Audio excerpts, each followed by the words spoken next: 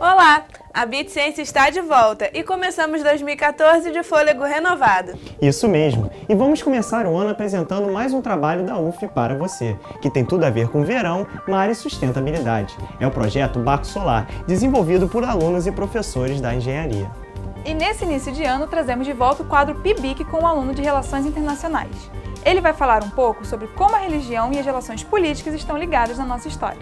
E da política dos povos, vamos aos direitos. Nesta edição da BITS também teremos uma matéria sobre os direitos das crianças.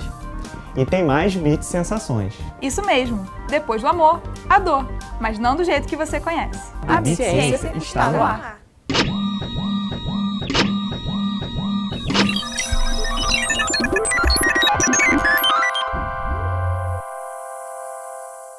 E começamos a primeira edição de 2014 com um assunto muito sério, direitos humanos. O foco desta matéria é sobre os direitos da criança, uma fase que, como todos sabem, é fundamental para a vida do adulto e por isso mesmo tem sido cada vez mais estudada e debatida. Foi o que aconteceu no final de 2013 aqui na UF no Contatos, Reconstruindo a Publicidade, que discutiu como tem sido e como deve ser a publicidade voltada para o público infantil. Verdade, mas a matéria não vai se deter ao campo da publicidade. Vamos saber um pouco mais sobre os direitos das crianças e conhecer mais projetos que têm procurado desenvolver várias iniciativas nesse sentido. Um deles, por exemplo, elaborou um guia que ajuda professores a reconhecerem sinais que podem indicar abuso infantil. Então, vamos conferir? Quando pensamos em crianças, logo lembramos de imagens que nos levam a momentos felizes, alegres e puros. Época que às vezes nos dão saudades. Mas já parou para pensar que essas imagens nem sempre mostram a realidade? Segundo dados da Unicef, Fundo das Nações Unidas para a Infância, no Brasil, há 129 casos de violência psicológica e física, incluindo a sexual, e negligência contra crianças e adolescentes são reportados em média ao Disque Denúncia no número 100. Esse quadro pode ser ainda mais grave se levarmos em consideração que muitos desses crimes nunca chegam a ser denunciados. Além disso, vemos que as disparidades sociais refletem também nas crianças. A taxa de mortalidade infantil é de 19 a cada 1.000 nascidas, sendo que as crianças pobres têm o dobro de chances de morrer do que as consideradas ricas. Outro dado importante, são cerca de 30 mil adolescentes que recebem medidas de privação de liberdade a cada ano, em casas como a Fundação Casa, apesar de estarem amparadas por leis. A Declaração dos Direitos da Criança, proclamada pela Assembleia das Nações Unidas, foi feita a partir de 10 princípios. Entre elas estão os direitos à alimentação, habitação, recreação, assistência médica adequada, educação, proteção e segurança contra todas as formas de negligência, crueldade, exploração e discriminação. A declaração afirma os direitos da criança, a proteção especial e oportunidades que sejam capazes de permitir o desenvolvimento sadio da criança. Como um dos locais mais frequentados durante a infância, a escola pode ter um papel mais que educativo na vida de uma criança. As escolas são grandes parceiros nossos nesse trabalho de identificar, porque a escola está na linha de frente. É na escola que muitos desses casos são identificados, muitas vezes é para o professor que essa criança acaba falando em determinada situação que ela até então não falou em outros lugares, ela acaba trazendo isso para o professor. Muitas vezes as escolas nos encaminham, fazem a notificação e nos encaminham para a psicoterapia. Com sua primeira edição lançada 10 anos atrás, o Guia Escolar é uma política pública feita por professores para ajudar a combater o abuso sexual infantil. O guia é financiado pelo MEC e os planos são de alcançar profissionais da área, as escolas e a população em âmbito nacional. O guia ele tem o objetivo de instrumentalizar os profissionais para trabalhar com crianças e adolescentes em situação de violência, e principalmente, mais especificamente, com abuso e exploração sexual. E ele é um instrumento que aborda tanto as questões da legislação, a legislação na área da infância e da adolescência, ele aborda como identificar os casos de abuso sexual, como fazer a notificação desses casos, ou seja, qual é o fluxo de atendimento, de acompanhamento desses casos e orienta os profissionais para como utilizar também esse material nos seus locais de trabalho. Um dos objetivos do guia é a instrução aos pais e profissionais ao identificar mudanças de comportamento nas crianças. O comportamento da criança sempre é um indicador importante para o profissional no geral, tanto o professor quanto o profissional da área de saúde, se aproximar mais dessa criança e tentar entender o que está ocorrendo. Eu ressalvo aqui que é importante a gente tomar como meros indicadores, e também não sair fazendo diagnósticos e identificações excessivas, né? Nem toda mudança de comportamento é em função de abuso sexual. Junto das brincadeiras tradicionais, como podemos ver em parques, as novas tecnologias têm influenciado o passatempo das crianças. Tablets, celulares, TVs e videogames são exemplos de brincadeiras dessa nova geração. A Eduarda ela gosta de programas ao ar livre, então a gente opta por ir à praia, vir para esses lugares que tem mais verde. A Eduarda e o pai jogam videogame juntos. E a gente joga alguns jogos, tipo com banco imobiliário, algumas coisas assim. Depois da escola eu sempre trago elas aqui no Campo São Bento, levo elas lá à praia. Dentro de casa a gente sempre fica brincando, vendo galinha pintadinha. Uma coisa de família mesmo. Pegar videogame. Jogar futebol e ir na piscina e jogar iPad. Com as novas tecnologias, a criança se depara com inúmeras novidades no seu cotidiano. Uma das discussões atuais coloca em debate a publicidade feita para as crianças. O projeto de lei número 5.921, de 2001, do deputado Luiz Carlos Rauli, que está tramitando no Congresso, sugere mudanças para os comerciais infantis. Segundo a proposta de lei, é também proibida publicidades destinadas a promover a venda de produtos infantis, assim considerados aqueles destinados apenas à criança. O debate para mudanças é longo. Para alguns ativistas da causa, a lei propõe mudanças muito radicais. Outros acham que os pais devem exercer algum tipo de limite ao consumo da criança. Como exemplo da mudança, algumas das publicidades antigas e que fizeram sucesso não poderiam estar na grade de programação hoje em dia. Compre batom, seu filho merece batom. Essa discussão parte do princípio de que a criança ela é um indivíduo peculiar. Pesquisas já de longa data mostram que este sujeito, né, este serzinho, ele não diferencia muito bem o que é um elemento persuasivo e o que é um elemento informativo. Não diferencia muito bem, até os 4 anos de idade, propaganda de qualquer outro produto midiático. Então, são claras as evidências de que ela recebe a propaganda, a publicidade, de uma forma muito mais sem freios, muito mais sem resistência do que outros públicos. A parte disso, a gente sabe que a infância é um período da vida em que uma série de práticas são necessárias para o desenvolvimento saudável. Brincar, exercitar a criatividade, exercitar corpo e uma série de práticas ligadas ao consumo não favorecem esses exercícios, essas atividades importantes para o crescimento da criança. Além disso, tem a questão da obesidade, né? Diversas propagandas de produtos que são excessivamente calóricos e pouco nutritivos. E a publicidade para essa criança mostrando esses produtos como se fossem assim incompatíveis com qualquer mal-estar. Então a gente vai juntando uma coisa com a outra e vê que alguma coisa está errada.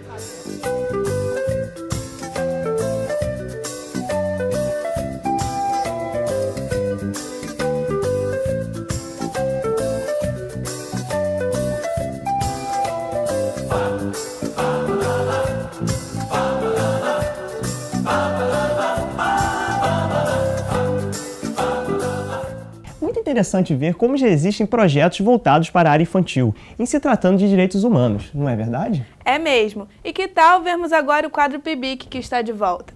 Nesta edição, vamos conhecer o Eduardo Oliveira. O bolsista nos explica a realização de sua pesquisa e como a religião está inserida nas relações internacionais. Orientado pelo professor Fernando Roberto, Eduardo fala um pouco mais sobre o protestantismo e a relação política entre 2 estados, o Brasil e os Estados Unidos, seu objeto de estudo.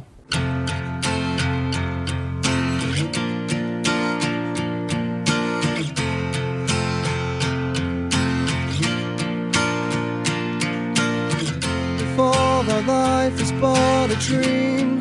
Fantastic pose and greed, then we should feed our jewelry to the sea. For diamonds do appear to be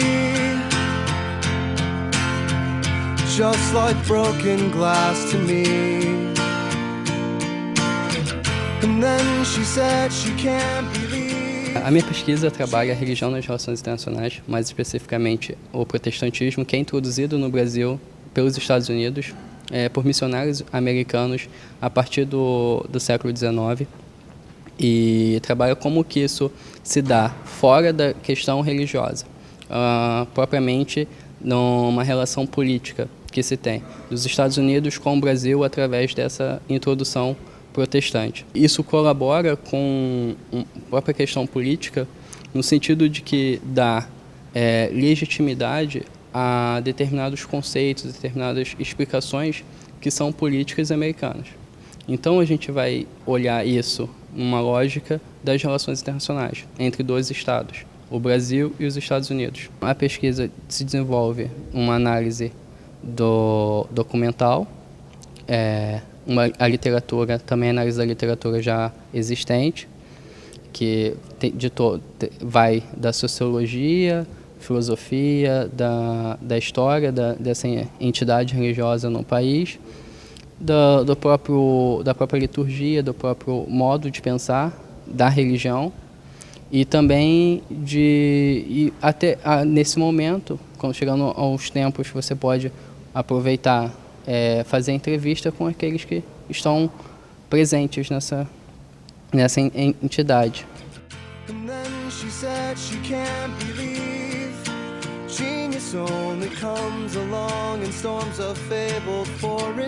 Quando eu entrei na universidade, eu sabia exatamente o que eu queria, que seria academia e produzir e pensar, e acho que a universidade deve ser feita para isso, para todos os momentos, de você produzir pensamento, de você produzir conhecimento.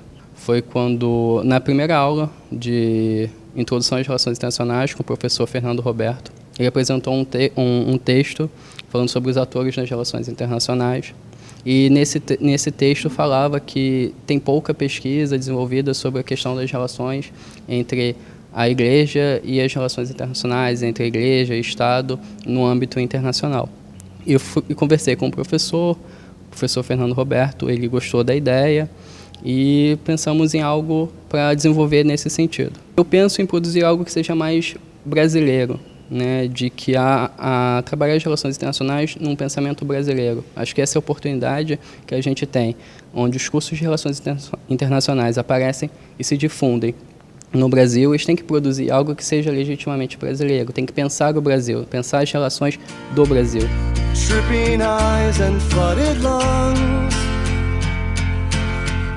Northern downpour sends its love. O professor Fernando Roberto e eu desenvolvemos a pesquisa em conjunto. Então, é um bom relacionamento, a gente pode trocar ideias, conversa bastante sobre a pesquisa. E teve 2 eventos que eu participei já dentro do direcionamento da pesquisa, de que eu mando para ele os textos, ele corrige, ele analisa e acrescenta, retira algumas coisas. E a gente tem pensado muito juntos esse projeto. Acho que do começo só dele ter aceitado já é um grande diferencial. Alguém é uma pessoa extremamente disposta, que é sempre acessível, que você pode enviar um e-mail meia-noite, ele vai te responder 00:01. Acho isso uma coisa que poucos professores hoje estariam dispostos a fazer. Participei em outubro do seminário do Núcleo de Pesquisas em Religião do Paraná, que é vinculado a 6 universidades diferentes no Paraná. Esse evento contribuiu muito para a minha pesquisa, pois trabalhou diretamente a religião em âmbitos diferentes, e a minha pesquisa foi no GT de Política. Eu pude colocar algumas questões que eu tinha e também retirar outras, porque foram explicadas ou porque mostraram que eu estava completamente errado num sentido, uma hipótese, e mostrou que não é bem assim. em outras serviu para legitimar a ideia de que então estou no caminho certo em determinadas perspectivas. Então, participar de eventos contribui muito para a pesquisa de qualquer bolsista, integrante de um grupo de pesquisa.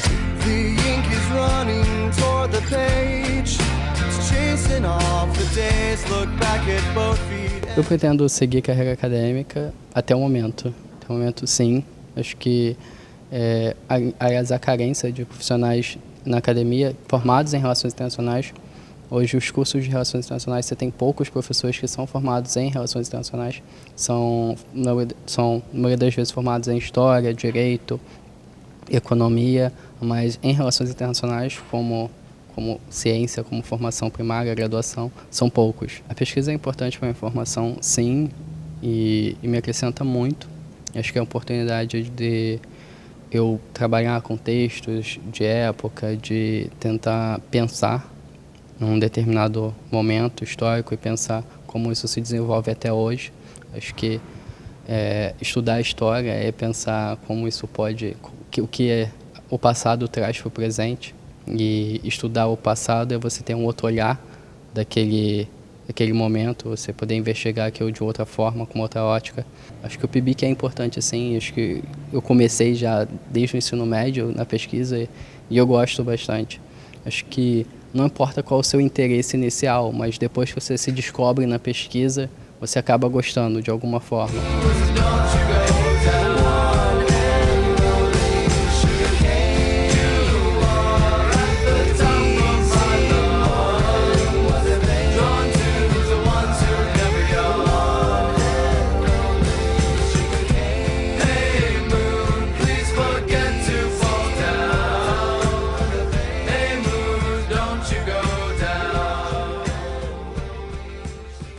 Bem interessante a conexão que essa pesquisa faz dos campos da política e da religião, não é mesmo? Com certeza. E agora vamos a um rápido intervalo. Já voltamos.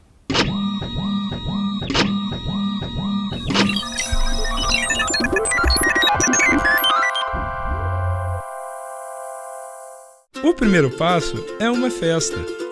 O início de um longo caminho repleto de novidades e certezas, seguido de desafios um pouquinho mais complexos. E logo chegam as incógnitas e as dúvidas. Porque é aprendendo com os erros que chegamos aos resultados. E a cada resultado é possível dar um novo passo. Um grande passo para um novo sistema. Um conjunto infinito de possibilidades. Matemática, um passo para a vida.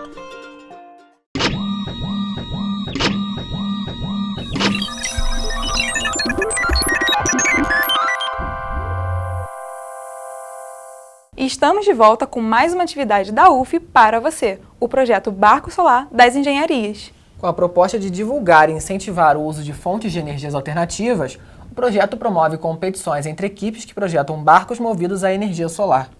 Uma iniciativa que tem reunido alunos das várias engenharias e que procura incentivar estudantes de outros cursos a também participarem. Confira! Competição, emoção e desafio combinados com a preocupação de divulgar as fontes alternativas de energia são a fórmula base do projeto Barco Solar da Engenharia. O projeto realiza competições onde os alunos se dividem em equipes e competem em um rally de barcos movidos à energia solar projetados por eles mesmos. Atualmente nós temos alunos da mecânica, da engenharia mecânica e da engenharia elétrica. Estamos agora abertos a alunos de outras engenharias e outras áreas também, fazer parte do projeto. Como eu disse, é um projeto multidisciplinar, tenta trazer para dentro do laboratório conceitos que os alunos aprendem dentro de sala de aula e não conseguem aplicá-los. E aqui eles conseguem trabalhar esses conceitos teóricos dentro de um projeto e eu acho que tem um ganho grande para a formação dos alunos. A equipe Araribóia, uma das tantas que participam do projeto, se esforça para desenvolver cada vez mais o seu barco e participar das duas competições anuais que acontecem em Santa Catarina e em Búzios. tem um lado bom, que nós somos uma equipe que fabricamos quase tudo que nós usamos. As próprias engrenagens, toda a nossa rabeta do barco, a estrutura, foi tudo feito aqui no laboratório, um exemplo de mecânica, essa parte de mecânica. A de elétrica também foi feita aqui. Então é uma coisa legal que o barco é realmente feito das nossas mãos. Ajuda muito na formação como engenheiro, muito mesmo. Porque é onde realmente você tem contato com todas as partes da engenharia, né? Você consegue ver tudo e é até um gosto muito legal, assim, a gente fica muito feliz de ver o nosso projeto sendo desenvolvido e ver o barco andando, sabe? O barco navegando assim, competindo, estando na frente, assim, é uma emoção muito grande, realmente é muito divertido. Além da fabricação de quase todas as peças do barco, os alunos da equipe também desenvolveram um software para auxiliar nas competições. Eu trabalho no desenvolvimento dos circuitos do barco, na parte elétrica do barco, e a gente está com uma proposta diferente em relação às outras equipes. Não? A gente usa um tablet para fazer o monitoramento dos pontos críticos do nosso sistema. A gente está sendo a primeira equipe aqui no Brasil a fazer esse tipo de projeto. A nossa principal ideia é o quê? É coletar informações para a gente depois utilizar essa informação para otimizar o barco. Seja com a voltagem, com a corrente. Você grava todas as informações possíveis durante a competição, depois você transfere para o computador, depois você pode ter uma análise de telemetria para saber quais os pontos fortes e pontos fracos do seu barco. O toque acaba colocando a potência que você preferir de saída, certo? Ele calcula também, ele triangula a posição do barco e calcula a velocidade média disso já em nosso. As equipes contam com uma bolsa oferecida pela UF e patrocínios para financiar o equipamento necessário para a realização do projeto e participação nas competições. Para os interessados em participar da equipe Araribóia, vale lembrar que são aceitos alunos de todas as áreas. Para se inscrever no processo seletivo, basta acessar o site www.equipearariboia.uf.br ou entrar em contato com um dos coordenadores por e-mail, arariboiauf@gmail.com ou na sala 403 no prédio da Engenharia no campus da Praia Vermelha. Muito bom ver que iniciativas como esta reúnem o lúdico e o científico, principalmente nesta área que é essencial para que a vida humana continue existindo no planeta. Não é mesmo, Camille? Com certeza. Na UF, há várias iniciativas nesse sentido. Uma delas é o Laboratório de Energia dos Ventos, o LEV, que é coordenado pelo professor Geraldo Tavares. O LEV já assinou com a Academia Furlander, da Alemanha, um acordo de cooperação internacional que prevê a criação de curso de extensão sobre energias renováveis para alunos e profissionais já formados.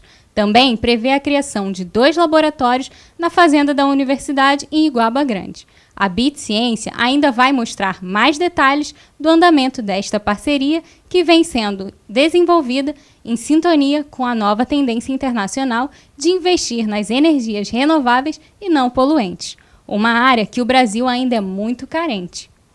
Mas será que vale a pena para o Brasil, que possui energia não poluente como a hidrelétrica, investir nessa área, Lucas? Essa discussão parece simples, mas não é. Existe uma parcela de cientistas que argumentam contra a energia elétrica, gerada pelas águas em função de vários fatores, como o desmatamento, a remoção de pessoas, a mudança do ambiente natural e outras consequências, geradas pelas hidrelétricas. É claro que ainda é muito melhor do que as energias geradas pelo carvão, por exemplo, que é bastante poluente. Mas o fato é que o Brasil é privilegiado em termos de sol. De acordo com o Ministério do Meio Ambiente, que se baseia no relatório Um Banho de Sol para o Brasil, produzido pelo Instituto Vitae Civilis, o nosso país recebe energia solar da ordem de 1.013 megawatts-hora anuais, o que corresponde a cerca de 50 mil vezes o consumo anual de eletricidade no país. A região mais privilegiada neste sentido é o Nordeste, mas apesar de todo este potencial, o uso de energia solar no Brasil é muito pouco expressivo. Na prática, nunca investimos pesado nas energias alternativas, porque as hidrelétricas, como já falei, são ainda baratas, abundantes e consideradas não poluentes, apesar das controvérsias. Este é um assunto que a sociedade deve conhecer bastante porque atinge a todos nós. E aqui na BITS ele vai estar presente nas próximas edições. Vai sim, porque a situação é bem grave. Por exemplo, um estudo de Davi Lopes, da Unicamp, a Universidade Estadual de Campinas, mostrou que já poderíamos ter evitado o lançamento de cerca de 25 mil toneladas de carbono na atmosfera, entre outros benefícios. É verdade. Bastava ter implantado os projetos aprovados pela ANEEL em 2011, mas isso ainda não aconteceu. Acho que a maior parte da população brasileira sabe o que significa destruir a camada de ozônio, não é mesmo? Sabe sim. Neste verão terrível do Rio de Janeiro, não tem como não pensar nisso. E a BITS, como já dissemos, vai discutir mais vezes e com mais detalhes esse assunto ainda este ano. Vamos sim, mas agora vamos falar de um outro assunto que também todo mundo conhece, a dor. E como tudo que é humano, a dor também tem muitas faces. E não tem jeito, não é mesmo? Quem nunca viveu um momento de dor? Você vai conhecer um outro lado dessa sensação que todos querem evitar, mas que ninguém escapa. Assista agora a mais um episódio da série BITS Sensações, uma série que foi desenvolvida pelo LEA, Laboratório de Experimentos Audiovisuais, mais um parceiro aqui da BITS.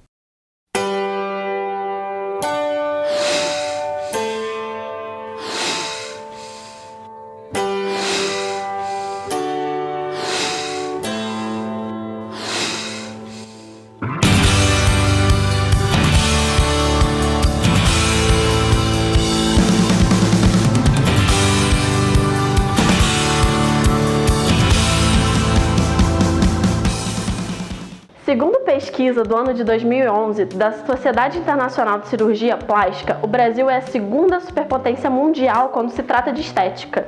O país respondeu por 10% das 6,3 milhões de cirurgias plásticas do planeta no ano da pesquisa. O fenômeno 50 tons de cinza teve a vendagem mais rápida da história. Em menos de 4 meses, os livros que compõem a trilogia somaram 2.370.000 exemplares comercializados no Brasil, colocando em pauta e na cama de muita gente a prática do sadomasoquismo. Quando você vai a uma apresentação de balé, muitas vezes por trás dos sorrisos mostrados no palco, a bailarina pode não estar tão feliz assim. Os movimentos executados pelas bailarinas, que ensaiam exaustivamente, podem causar lesões nas articulações do tornozelo, nos dedos dos pés, nos joelhos e em todas as outras partes do corpo.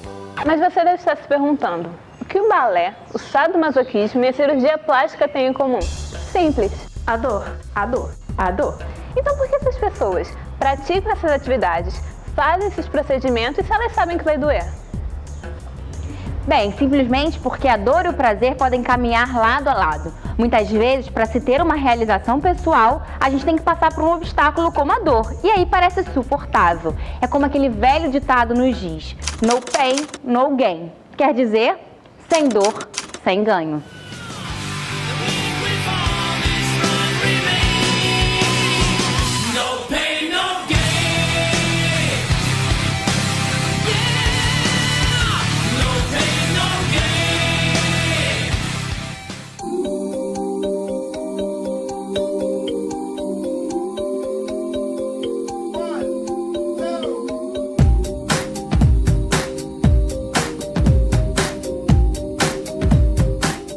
Dores, muitas. Já me machuquei, já quebrei pé, eu tenho problema no joelho desde novinha, então isso me dificulta um pouco, né? Porque quando o exercício é muito puxado, eu sinto dor e principalmente no final do ano, que o ensaio é mais pesado e tal, e que é cobrado mais da gente, o meu joelho dói mais, mas tem que continuar, faz parte. Eu fui de médico, porque acho que o médico vai me mandar parar de dançar e é uma coisa que eu não quero fazer. Então eu deixo no máximo a dor ficar insuportável para eu poder procurar o médico. E mesmo assim você continua fazendo aula depois? E mesmo assim, ele fala que eu não posso, aí eu finjo que eu não faço com pressa, o que ele manda fazer o resto, menos parar de dançar. Diminuo um pouco, faço coisas que machuquem menos, né, quando está doendo muito. Mas parar de dançar não dá. Tem como.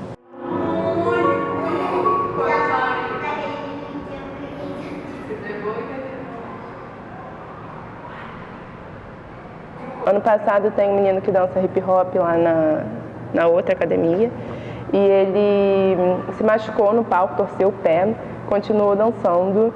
Até o final da dança saiu desesperado, tadinho, mas ficou até o final da dança, porque acho que isso é muito importante, né? Você não deixar um buraco no meio do palco. E aí, cadê aquela pessoa? Sair chorando, sair capengando, assim. Ele dançou até o final e depois saiu de cadeira de roda até do teatro. Mas foi guerreiro. Se acontecesse com você acha que você aguentaria ficar até o final da dança? Não sei. É muito difícil, mas acho que sim.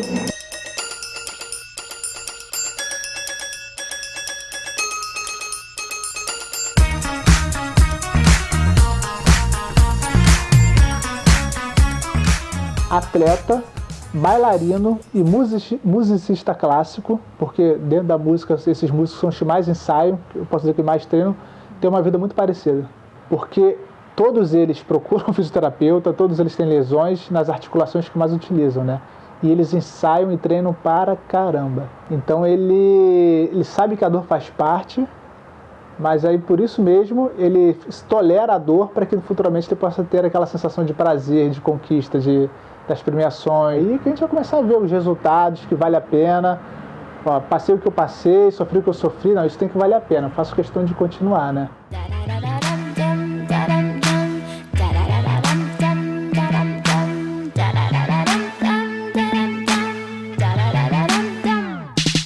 Sou fisioterapeuta, trabalhava em UTI neonatal,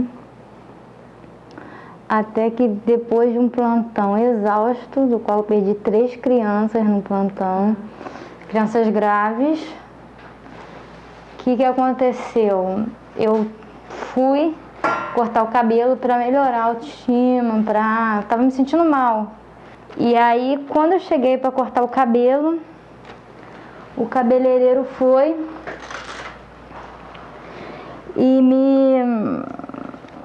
e levou, e eu tive que pagar no salão o valor do meu plantão de 24 horas.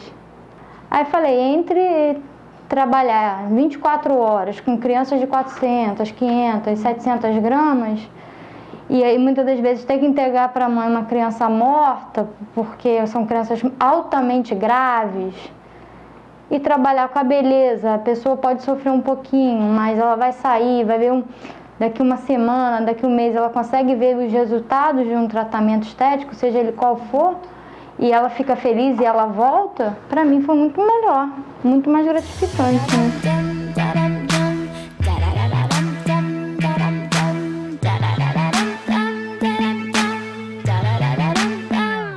Toda semana eu faço um tratamento estético. Você já fez alguma cirurgia plástica? Já, 2. 2 ao mesmo tempo. Eu já fiz lipoescultura e colocação de prótese de mama. E dói? Não é que doa. A palavra certa não é doer. Você se sente revirada, né?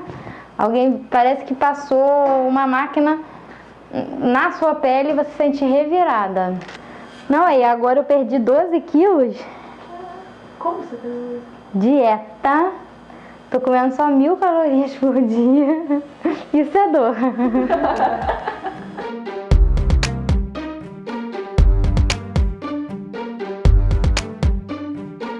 Existem várias formas de se dar uma definição da dor, tá?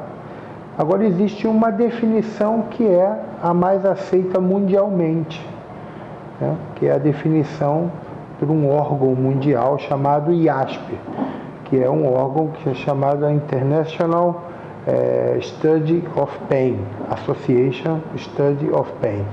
Essa organização mundial define a dor como dor é uma experiência emocional e sensorial. Note que não é ou, é e. É uma experiência sensorial e emocional desagradável, relacionado a uma lesão real ou potencial. Então a dor é isso. Dor é uma experiência, é aquilo que a gente vive interagindo com a nossa forma de experimentar a dor. Então, cada um de nós experimenta a dor de uma forma diferente.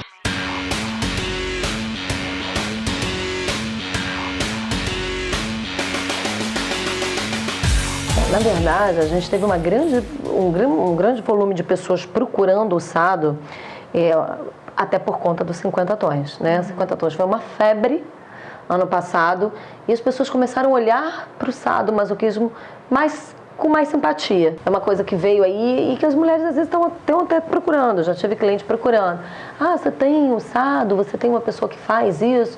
E a gente hoje tem a parceria com essa pessoa que ele desenvolve esse trabalho, que ele fez uma carta, ele mesmo desenvolveu o baralho com objetos do prazer que são relacionados ao sadomasoquismo. Entendeu? Pisar em cima, chicotear. E as pessoas têm muito medo, né, de relacionar um ato de prazer a um ato de sadomasoquismo, um ato de prazer e dor. Mas prazer e dor está muito próximo. A questão, às vezes o que é prazer para um pode ser dor para outro, o que é dor para o outro pode ser prazer para um. Então isso é muito pessoal, isso é muito de como você encara e como é até a sua parte sensitiva mesmo. I know I may be young, but I've got feelings too. Então, eu estava falando para você dessa linha light, essa linha rosa, né, que veio com uma proposta diferente para o sado. Então, a gente tem um chicote de pele de coelho, de couro e pele de coelho que não machuca. Eu vou provar que não machuca. Ó. Doeu? Viu? Não machuca. E tem a linha tradicional, que as meninas também gostam. As meninas que são mais ousadas. Ele não tem esse problema. Olha, esse chicote aqui, ó.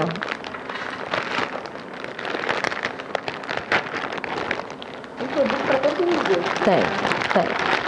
Esse daqui é bem grande. Nossa. Esse você não vai fazer. Esse eu não vou? Eu tô muito assustada com isso.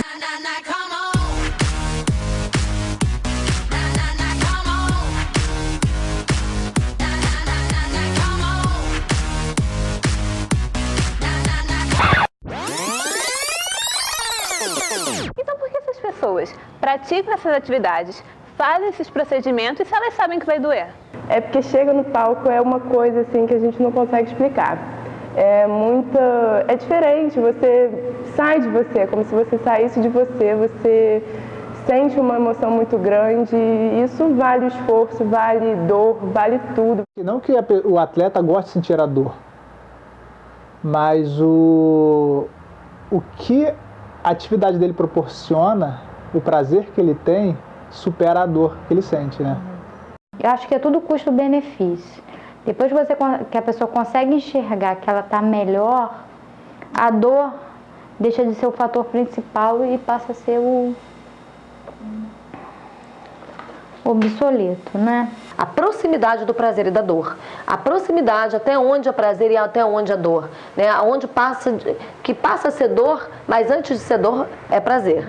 Né? Então existe essa linha muito tênue. A liberação dessa serotonina no sistema nervoso central gera aqueles fenômenos que eu acabei de te falar. Gera, entre outras coisas, uma sensação de prazer muito grande.